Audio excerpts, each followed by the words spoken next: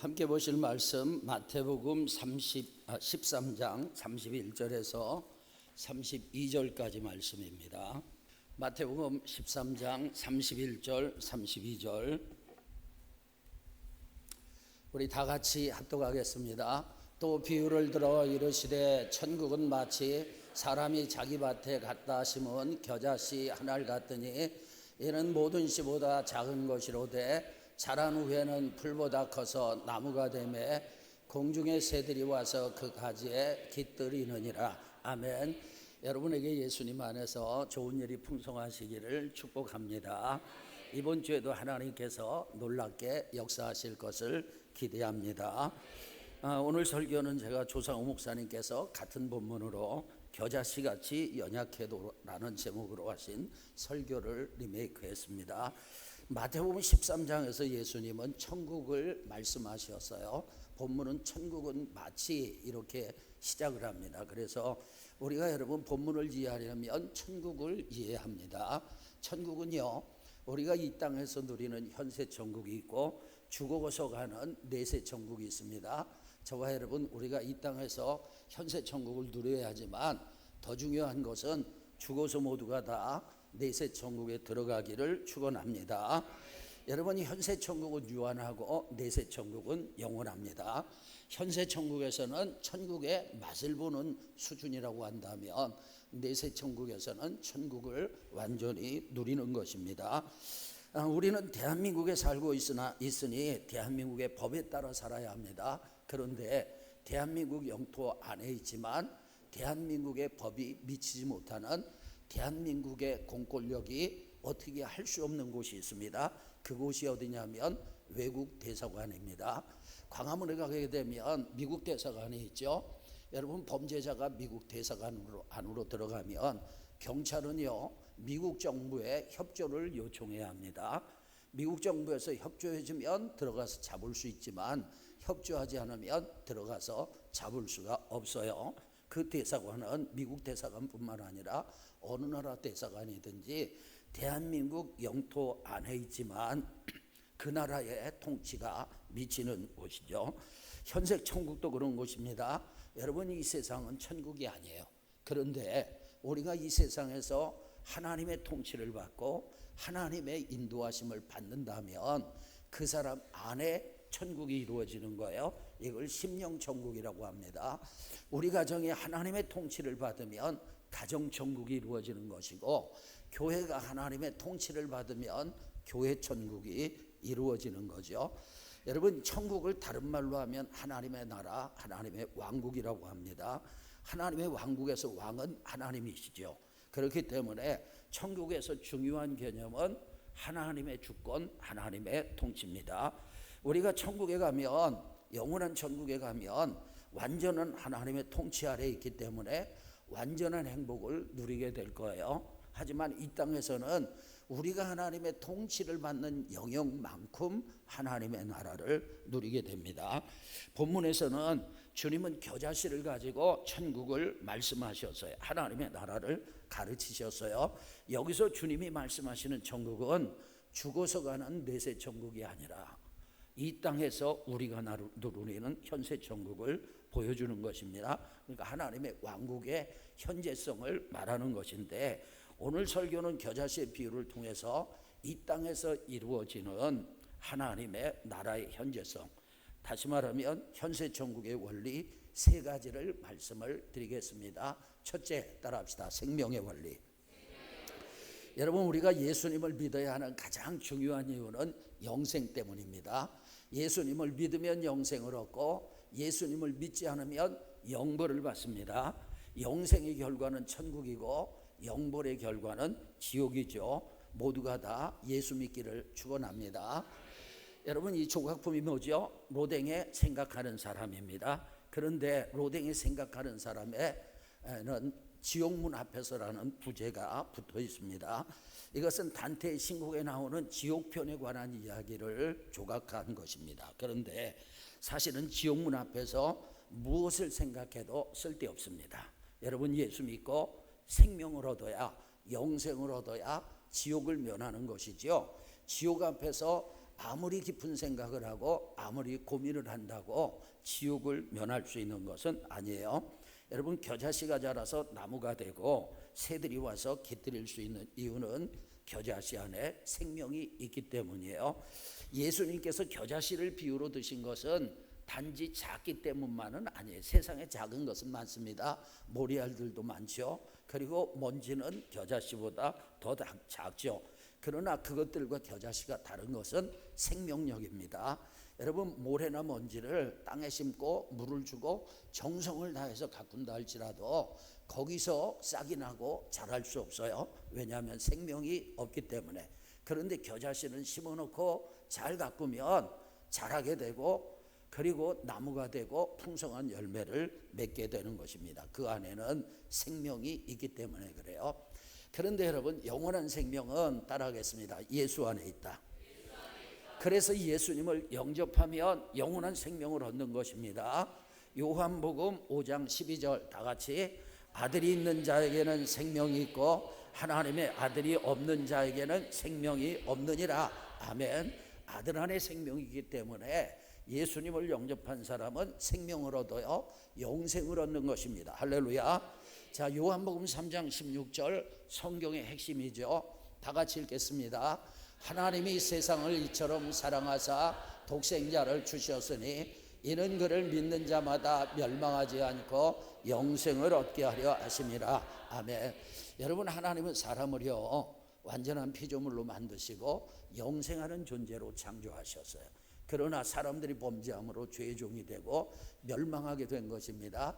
그런데 하나님이 우리를 사랑하셔서 독생자를 이 땅에 보내셨어요. 예수님께서 우리를 사랑하셔서 우리 죄를 대신 짊어지고 십자가에서 대속의 죽음을 당하셨습니다. 그러므로 누구든지 예수님을 믿으면 멸망하지 않고 영생을 얻습니다. 아멘. 신학자 칼바르트가 시카고 대학에서 강연을 했어요. 한 학생이 질문을 했습니다. 교수님께서는 평생 연구하시고 책을 쓰고 가르치셨는데 교수님이 그동안 연구한 심오한 진리를 한마디로 말씀해 주십시오. 그랬더니 칼바르트가 대답 대신에 찬송가를 불렀습니다. 찬송가 536장, 예수 사랑하심은 거룩하신 말일세 우리들은 약하나 예수 권세 많도다. 날 사랑하심 날 사랑하심 날 사랑하심 성경에 써있네. 그러니까 무슨 얘기입니까? 하나님께서 우리를 사랑하셔서 독생자를 주셨고 예수님께서 우리를 사랑하셔서 십자가에서 대속을 당하셨고 그래서 누구든지 믿기만 하면 구원을 얻는 이 사랑, 그 사랑이 바로 내가 가르쳐준 모든 것의 중심이야, 핵심이야, 그런 얘기죠. 여러분, 영생을 얻는 데 있어서 필수적인 조건은 첫째, 하나님의 사랑입니다. 하나님이 우리를 사랑하셨기 때문에 독생자를 주신 거예요. 하나님의 사랑이 있기 때문에 믿는 자마다 멸망치 않고 영생을 얻게 되는 것입니다. 자, 우리가 구원을 받는데 필수적인 두 번째 요소는 독생자를 주셨다는 거예요. 예수 그리스도의 희생입니다. 예수님께서 십자가에서 우리의 죄를 대신 지시고 물과 피를 쏟아주신 것입니다. 여러분, 조물주가 피조물을 위해서 죽어주신 거예요. 이건 있을 수 없는 일이죠. 그런데 하나님의 사랑, 예수 그리스도의 사랑이 그것을 가능하게 했습니다. 어느 농장에 병아리 한 마리가 시름시름 앓다가 죽어가는 거예요. 수의사가 와가지고 진단을 하더니 암탉 한 마리 잘 구워서 먹이면 살겠습니다. 그러니까 농장주가요, 정신 나갔나 화를 내면서 병아리 살리려고 암탉을 죽이는 사람이 어디 있어? 그랬어요. 만약에 수의사가 송아지를 잡아서 먹여야 한다면 그 말을 따를 농장주가 있겠습니까? 아니, 더해가지고 만약에 농장주의 아들을 죽여서 병아리를 살린다면 그 말대로 할 사람이 있겠습니까? 그런데 하나님께서는 피조물이며 죄인된 우리들을 위해서 예수님을 보내시고 예수님은요 멸망받아서 정말 영원히 끝나야 될 우리를 위해서 십자가에서 죽으셨어요.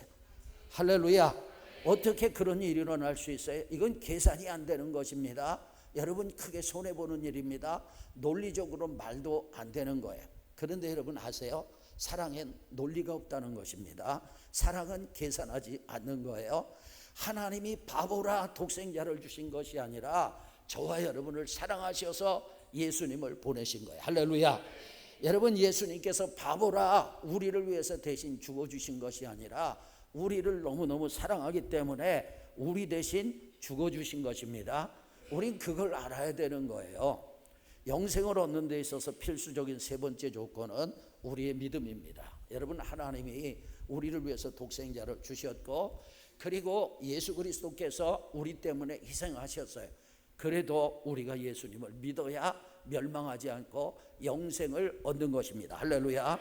아무리 여러분 진수성찬을 차려놔도 먹어야 내 것이 되는 거예요. 이 구원의 도리를 하나님께서 진수성찬처럼 차려놓으신 거예요. 여러분, 우리는 먹어야 됩니다. 어떻게 먹느냐? 믿음으로 먹는 거예요. 할렐루야. 여러분, 한 사람이 군 생활을 하다가 거듭났고 자신의 사명을 발견했어요. 크리스마스쯤에 위문품이 왔는데 위문품 안에 작은 거울이 들어있었는데 뒷부분에 요한복음 3장 16절 말씀이 기록되어 있었어요. 우리 다 같이 읽겠습니다. 하나님이 세상을 이처럼 사랑하사 독생자를 주셨으니 이는 그를 믿는 자마다 멸망하지 않고 영생을 얻게 하려 하심이라. 아멘. 이 요한복음 3장 16절이 기록되고 그 밑에 이런 글귀가 있었습니다. 하나님이 누구를 그렇게 사랑하시는지 궁금하면 뒷면을 보세요. 그래서 뒤를 돌려보니까 자기 얼굴이 나오는 거예요. 이 사람이 평생 살면서 누군가에게 진정으로 사랑을 받아보지 못했는데, 아, 하나님이 나를 사랑하시는구나, 그게 깨달아진 거예요. 그게 믿어진 거예요. 그러면서 믿음이 생기고 이분이 하나님 앞에 결심을 했습니다. 내가 훌륭한 의사가 돼가지고 사람의 육신도 치료하고 마음도 치료하는 하나님의 일꾼이 돼야 되겠다. 그래서 이 사람이요, 기도하면서 열심히 공부해가지고 훌륭한 기도의사가 돼서 사람의 몸만 치료하는 것이 아니라 영혼까지 치료하는 의사가 됐습니다. 그가 누구냐면 피터 윌슨이라는 사람이에요. 그는요, 복음을 믿고 복음 안에서 자기가 얼마나 존귀한 자인지 깨달은 것입니다. 하나님의 사랑을 받고 예수 그리스도의 사랑을 받은 존재구나. 여러분, 저와 여러분은 감사하게도 하나님 앞에서 보배롭고 존귀하고 사랑스러운 존재인 것을 믿으시기를 바랍니다. 그 증거가 뭐냐? 예수 그리스도의 죽음이에요. 그 증거가 뭐냐? 우리 안에 있는 믿음이고 그 믿음으로 인해서 얻게 된 영생 생명인 줄로 믿습니다. 겨자씨를 통해서 본 현세 천국의 원리 두 번째, 따라합시다. 성장의 원리. 여러분, 우리나라에서 가장 큰 나무는 용문사에 있는 은행나무입니다. 키가 38.8m나 됩니다. 둘레가 어느 정도냐면 11m나 돼요. 어마어마하죠. 그리고 무게는 계산을 해보면 97.9톤 정도 된다고 합니다. 그러니까 여러분, 중형 승용차 69대 정도의 분량이 어마어마하죠. 39m, 40m면 엄청난 것입니다. 그런데 이 나무가 세계에서 제일 큰 나무에 비하면 절반 정도밖에 되지 않아요. 미국의 캘리포니아 국립공원에 가면 제너럴 셔먼이라는 나무가 있습니다. 여러분, 이 나무는 자이언트 세콰이아 종으로서 나이가 무려 2200살 정도 됐다는 거예요. 키는 약 85m입니다. 그런데 금년 5월에 이 나무가 건강검진을 받았습니다. 건강검진에는 전문 등반가들까지 참가했어요. 건강검진을 받은 이유는 나무 껍질 딱정벌레가 급속히 번지기 때문인데, 결과는 이 나무는 딱정벌레 공격을 방어할 수 있을 만큼 강하다고 합니다. 여러분, 어마어마하죠. 85m, 정말 어마어마해요. 그런데 이 두 나무가 처음부터 그렇게 컸던 것이 아니라 작은 씨앗에서 시작됐다는 것을 우리는 알고 있습니다. 여러분, 씨앗으로부터 자라는 거예요. 성장한 거예요. 그래서 이렇게 된 것입니다. 성장의 원리가 있어요. 모든 것은 작은 것에서부터 시작됩니다. 여러분, 아무리 거대한 것도 우리가 사람도 보면 2m가 넘는 거인들이 있잖아요. 그런 사람도 지극히 작은 아기에서부터 자라서 그렇게 된 거예요. 성장의 원리라는 것입니다. 그러니까 저와 여러분이 지금 겨자씨처럼 연약하고 세상에 내놓을 것도 없고 볼품이 없어도 여러분 실망하지 마시고 믿음을 갖기를 주의 이름으로 축원합니다. 왜냐하면 우리 안에는 뭐가 있어요? 생명이 있어요. 그 생명 때문에 우리의 믿음은 자랍니다. 아멘. 우리의 영성은 자랍니다. 아멘. 그리고 여러분 우리의 사역도 자라고 우리의 생활도 더 풍성해질 것을 믿습니다. 우리나라 사람들은 참 큰 걸 좋아하잖아요. 수년 전에 기독교 신문에 아주 흥미있는 그런 기사가 실려서요. 헤드라인에 한국 제일 큰 교회가 문을 닫다, 그런 제목이에요. 많은 사람들이 의아하게 생각을 했어요. 우리나라에서 제일 큰 교회는 여의도 순복음교회인데 여의도 순복음교회가 문을 닫아? 그런데 기사를 자세히 살펴보니까 여의도 순복음교회가 문을 닫은 것이 아니고 어떤 동네 개척교회가 문을 닫은 것입니다. 어느 목사님은 허름한 상가 건물 지하실에 10평을 얻어가지고 그냥 교회를 개척을 하면서 교회 이름을 한국 제일 큰 교회라고 붙였어요.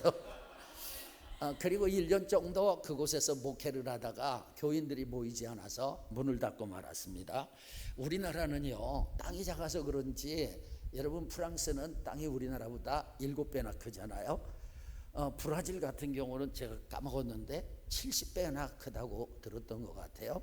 하여튼 우리나라는 땅이 작아서 그런지 사람들이 큰 걸 좋아하고요, 큰 대자를 좋아합니다. 그래서 우리나라 이름에 제일 앞에 큰 대자를 딱 써가지고 대한민국이잖아요. 대한민국. 왕들도 그냥 왕으로 부르지 않고 세종 대왕이라고 부르잖아요. 나라는 조그만데. 그리고 요즘도 국가의 최고 수반을 대통령이라고 하잖아요. 학부도 여러분 학교도 최종학교 큰 대자 붙여가지고 대학교 대학원이라고 하잖아요.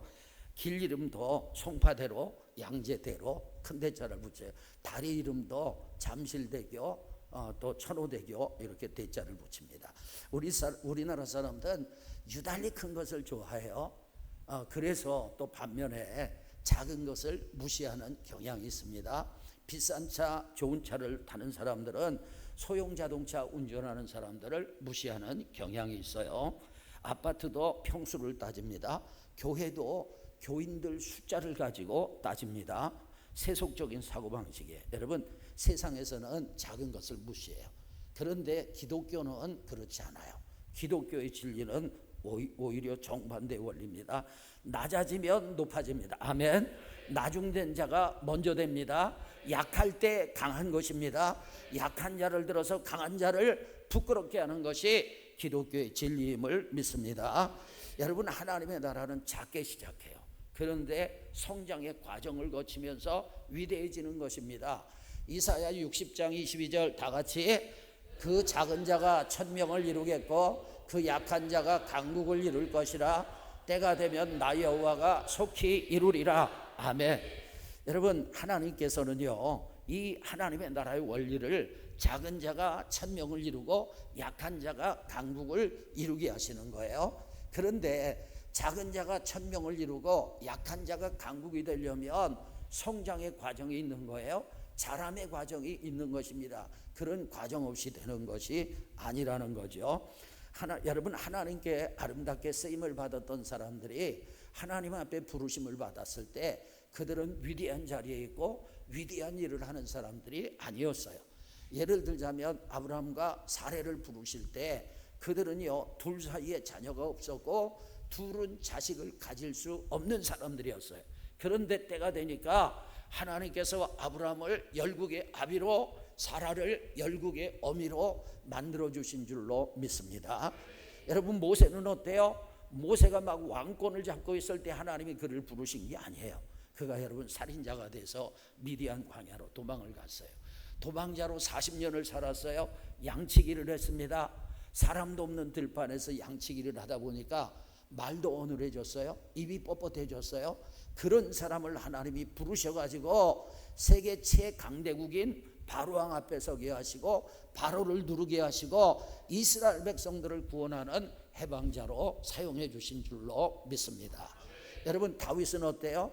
다윗이 하나님 앞에 부르심을 받을 때 다윗은 목동이었습니다. 그런데 하나님께서 그를 이스라엘의 왕으로, 그것도 이스라엘 왕 중에 왕으로 세워주셨죠. 역대상 11장 9절 다 같이, 만군의 여호와께서 함께 계시니 다윗이 점점 강성하여 가니라. 아멘. 제가 굉장히 좋아하는 말씀입니다. 하나님께서 함께 하셔서 다윗을 점점 강성하게 하셨습니다. 우리도 지금 겨자씨처럼 연약하다 할지라도 여러분, 하나님이 함께 하시면 점점 강성해질 것을 믿습니다.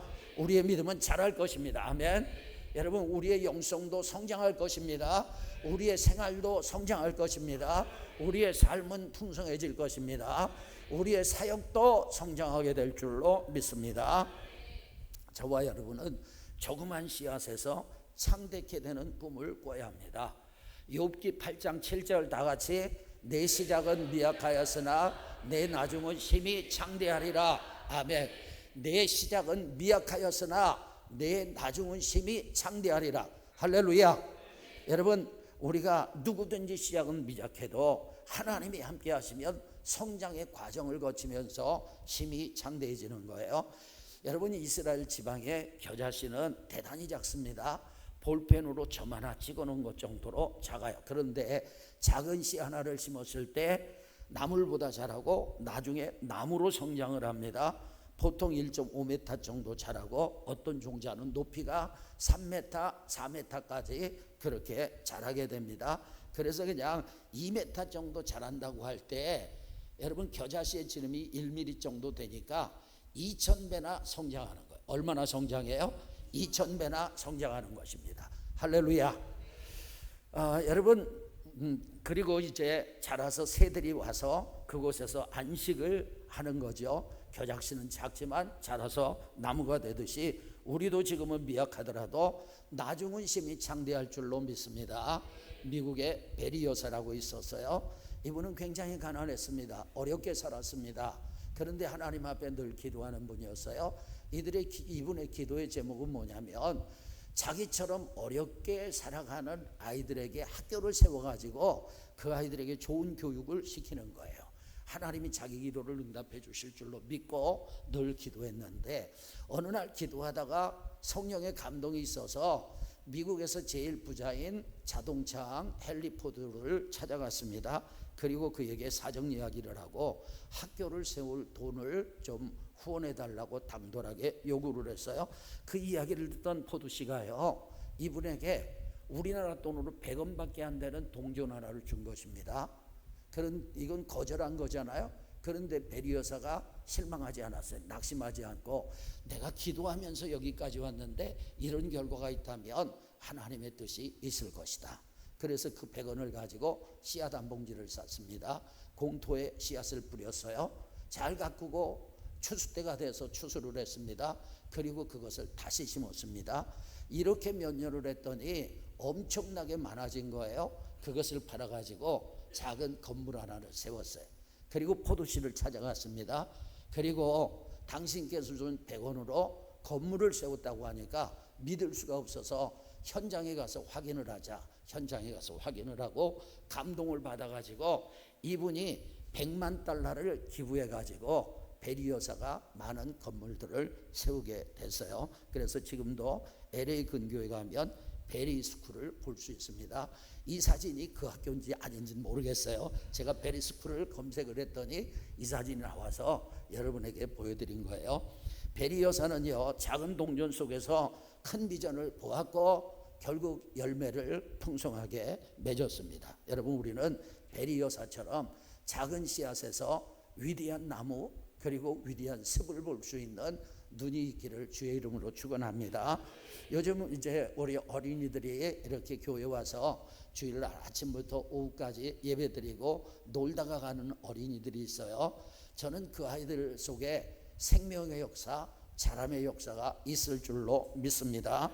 이 아이들이 10년이 지나고 20년이 지나면 우리보다 믿음이 더 좋아질 것입니다. 그리고 여러분, 우리보다 더 큰 축복을 받게 될 것을 믿습니다. 우리 다음 세대들, 어린이들, 청소년들, 청년들 기대하며 주님의 이름으로 축복합니다. 저는 하나님의 나라의 원리를 통해서 그들 안에 있는 무한한 가능성을 바라봅니다.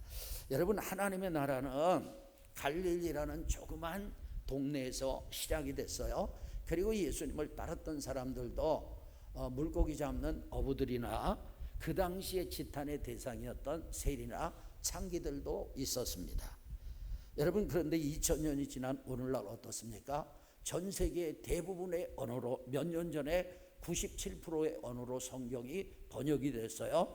이 97% 안에는요, 여러분, 미국이나 중국이나 인도 같은 큰 나라 언어만 들어가 있는 것이 아니라 그런 나라 안에 작은 부족의 언어까지도 번역이 된 거예요. 지금은 거의 다 번역이 됐을 것입니다. 그리고 복음이 5대 양 6대주에 지금 편만하게 펼쳐져 있습니다. 할렐루야. 이게 성장의 원리예요.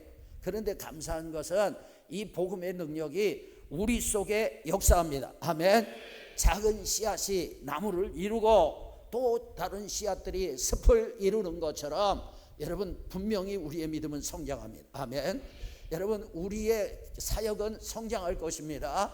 그리고 여러분의 생활에 축복은 넘치게 될 줄로 믿습니다. 아멘.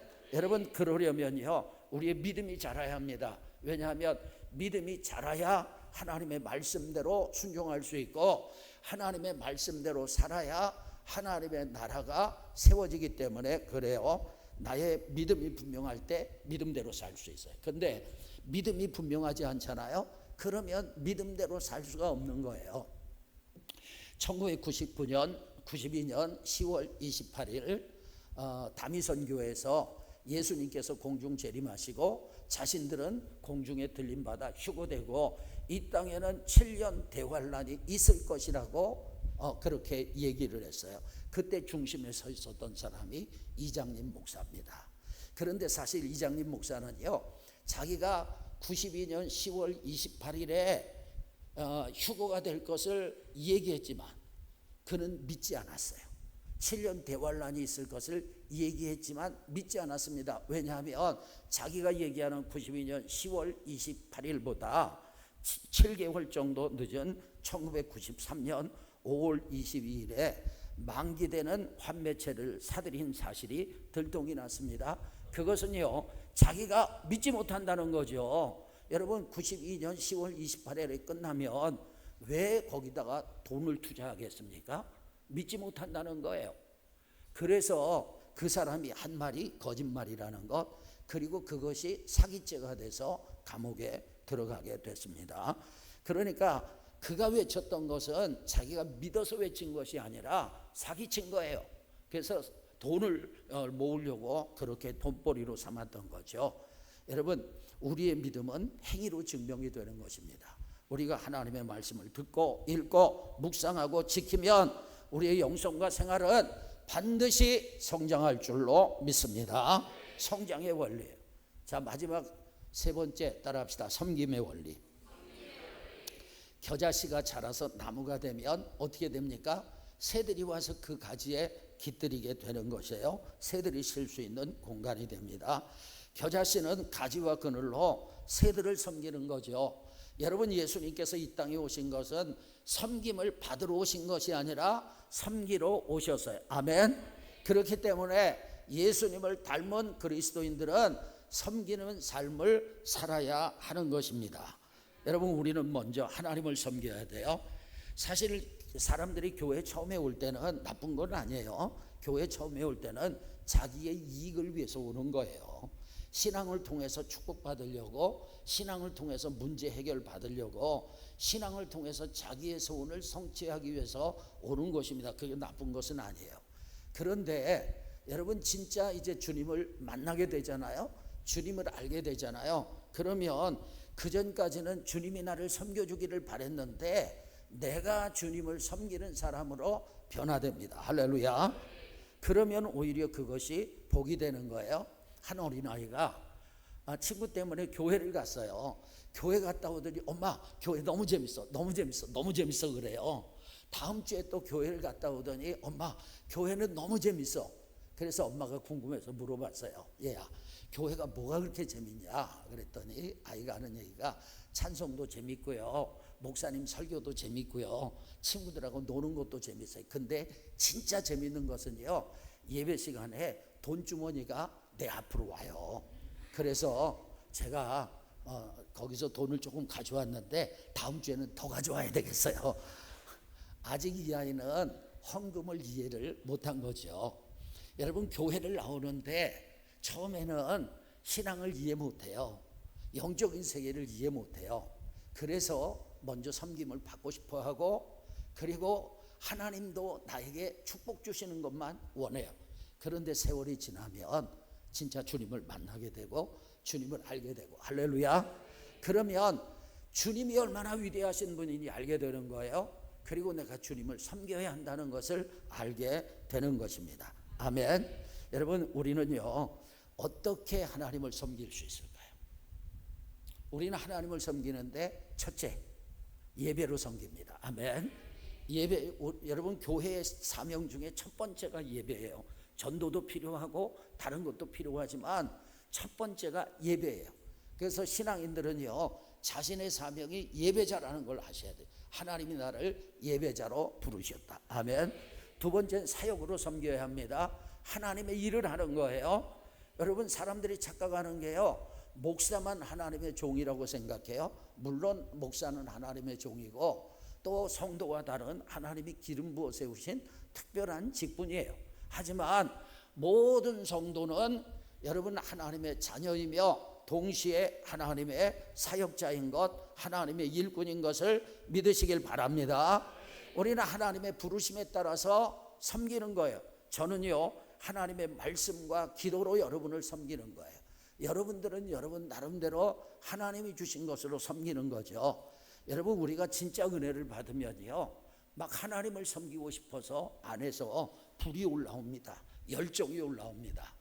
어느 삼류 할아버지 마술사 얘기를 하겠습니다. 이 삼류 할아버지 마술사가 복음을 듣게 됐어요. 믿음을 갖고 교회를 나가게 됐어요. 교회 나가서 보니까 사람들마다 나름대로 하나님을 잘 섬기는 거예요. 어떤 사람은 노래를 잘하니까 찬양단으로 섬기고, 어떤 사람은 기도의 은사가 있어서 밤새워가며 성도들을 축복하며 기도로 섬기는 거예요. 어떤 사람은요, 자기 몸으로 땀을 흘려가며 섬기고, 어떤 사람은 물질로 섬기고, 어떤 사람은 전도 열심히 하면서 섬기고. 그런데 이 할아버지가 자기를 보니까 자기는 나이도 많죠. 그 다음에 건강도 안 좋죠.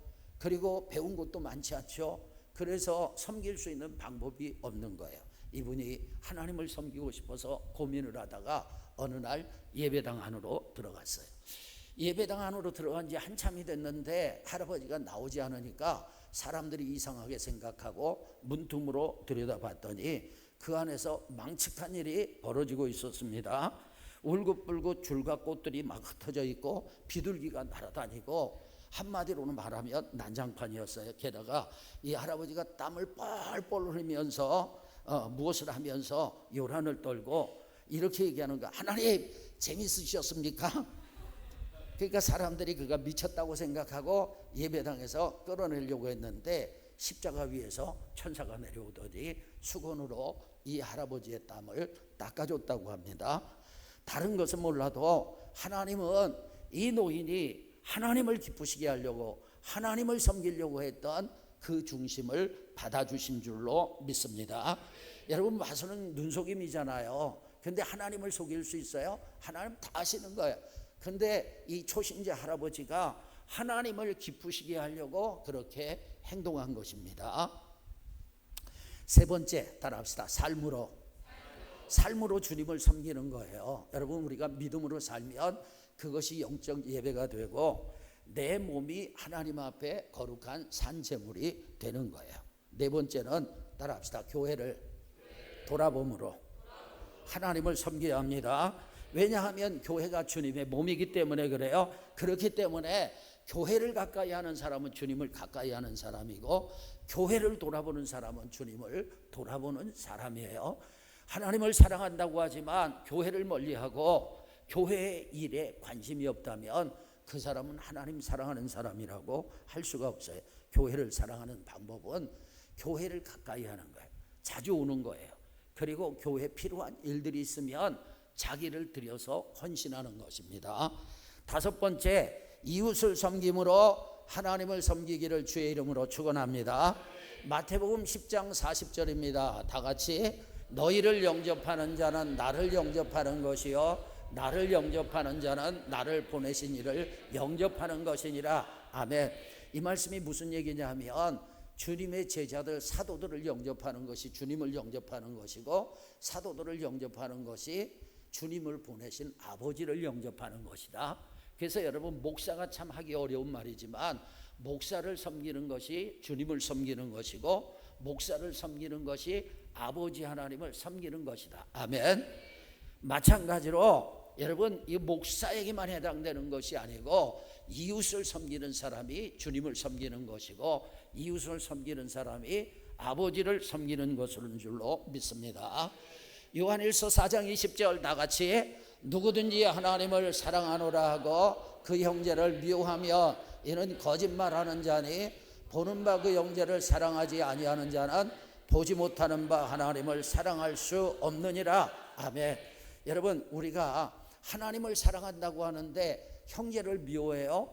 그 사람의 사랑한다는 그 사랑의 고백은 믿을 수 없다는 거예요. 근데 형제를 사랑하면서 하나님을 사랑한다고 할 때 하나님은 그 사랑을 믿을 수 있다고 말씀하시는 거예요. 하나님은 내 이웃을 내 자신처럼 사랑하라고 하셨어요. 여러분, 사랑의 표현은 섬김입니다. 그리스도를 닮은 그리스도인은 우리 주님께서 십자가를 통해서 우리를 섬겨주신 것처럼 우리도 섬기는 삶을 살아야 될 줄로 믿습니다. 다윗이 그랬잖아요. 사도행전 10장 13장 36절 다 같이, 다윗은 당시에 하나님의 뜻을 따라 섬기다가 잠들어 됐습니다. 여러분, 다윗이 얼마나 위대한 일을 많이 했어요. 물맷돌 하나 가지고 3m가 넘는 골리앗 도 쓰러뜨렸습니다. 여러분, 다윗은요, 사울왕에게 쫓기면서도 사울왕을 죽일 수 있는 기회가 있었지만 하나님을 위해서 하나님의 뜻에 따라서 사울왕을 스스로 죽이지 않았습니다. 그리고 여러분, 나라를 든든하게 세우고 이웃 나라의 조공을 받을 만큼 이스라엘을 강대한 나라로 만들었어요. 그의 삶에 위대한 일들이 많은데 그의 인생을 압축해서 한마디로 말했는데 하나님의 뜻을 따라 섬기다가 잠들었다. 아멘. 여러분, 우리도 이런 삶을 살기를 주의 이름으로 축원합니다. 누가복음 10장에 보게 되면 한 율법사가 예수님에게 물었어요. 내 이웃이 누구입니까? 예수님께서 그에게 강도 만난 사람 이야기를 해줬습니다. 한 사람이 예루살렘에서 여리고로 내려가다가 강도를 만났어요. 근데 강도가요, 옷도 빼앗고, 옛날에는 옷이 비쌌거든요. 옷도 빼앗고 때려가지고 거의 죽을 지경이 됐습니다. 그런데 하나님의 성전에서 봉사하는 제사장, 지금으로 얘기하면 목사와 같은 사람이죠. 지나가면서 강도 만난 사람을 봤지만 못 본 채하고 그냥 가버렸습니다. 그 다음에 레위인이에요. 레위인도 역시 성전 일을 맡아서 하는 사람들이잖아요. 그런데 레위인도 그를 보고 못 본 채하고 그냥 지나갔어요. 그런데 그 당시에 유대인들에게 지탄의 대상이었고, 유대인들이 함부로 생각하고 깔봤던 사마리아인 한 사람이 지나가다가 강도 만난 사람을 불쌍히 여기고, 그리고 기름과 포도주로 그를 치료해 줍니다. 그리고 여관으로 데려갔어요. 보호해 주고 다음 날 여관 주인에게 돈을 주면서 제가 다녀올 동안 이 사람을 좀 살펴주십시오. 만약에 돈이 부족하면 제가 돌아와서 드리겠습니다. 이렇게 말을 하고 길을 떠났어요. 주님께서 이 이야기를 하신 후에 율법사에게 질문하셨어요. 내 생각에는 이 세 사람 중에, 세 사람이 누구예요? 제사장과 레위인과 사마리아인 중에 누가 강도 만난 자의 이웃이게 되겠느냐? 율법사가 대답했어요. 자비를 베푼 자니이다. 그때 예수님께서 결론을 내리셨어요. 너도 가서 이와 같이 하라. 할렐루야. 우리는 섬기는 삶을 살아야 될 줄로 믿습니다.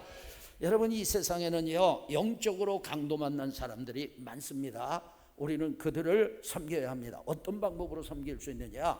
우리는 우리의 시간, 우리의 물질, 우리의 몸, 그리고 우리의 재능을 사용해서 다른 사람들을 섬겨야 합니다.